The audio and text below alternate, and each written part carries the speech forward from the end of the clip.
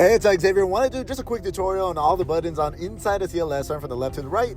Here you can see the lock and unlock button. Here's the window switches here, and you got the window lock by that little button. That's how you adjust the mirrors over there, further in. Okay, moving to the top part. This is where you adjust the seating positions, and you got the memory seats there up to 3 settings. And then don't forget the lower leg support there as well here.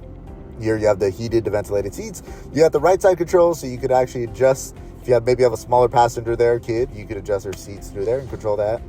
Okay, over in this section, you have the automatic headlights. You just hit that button, leave it on auto, it automatically comes on. And also that button I just showed you, you have the rear fog lights just to make it easier for you in foggy situations. You turn that on, makes it easier for you to see. Moving to the steering column, this is where you go to adjust the steering. It's both tilt and telescoping. And then here, I'm gonna move to the other side here so you can see the rain sensing wipers. Right now it's on. And there's 2 different levels of the automatic rain sensing wipers. And also you have a manual mode going further up. You have the paddle shifters behind the steering wheel. Here you have those buttons on the steering wheel that control the driver information screen. And then down here you have, here I'm going to show you let me show you what it looks like so you can see. And the screen is customizable. You could have different information displayed here. Next is the cruise control.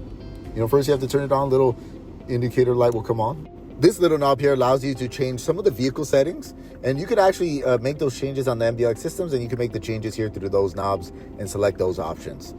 Over on the right hand side, that's where you change the dynamic mode. Here I just put it on Sport Plus. You could hear the difference on it. Up here you have the controls for the infotainment system. It's also touchpad control here, and it's also touchscreen here.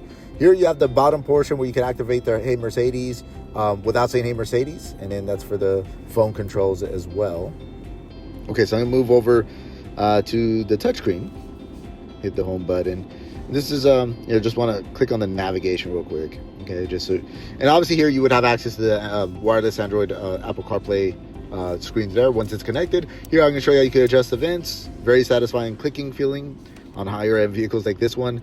So you have the AC controls in this middle section. Obviously left hand side is for the driver temperature, right hand side is for the passenger temperature.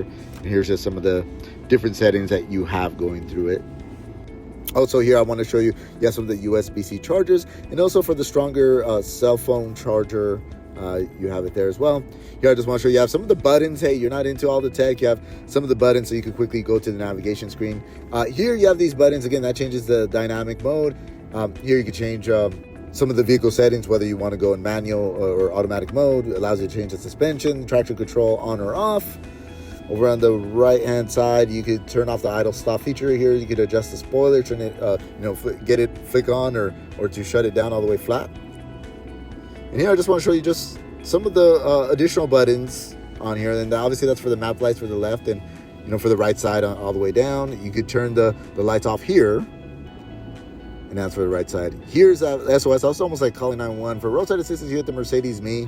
For customer service or roadside assistance, and again, that's the sunroof controls. You just flick that back, opens up the shelf, hit it one more time, and it will pop open the roof if you have that option.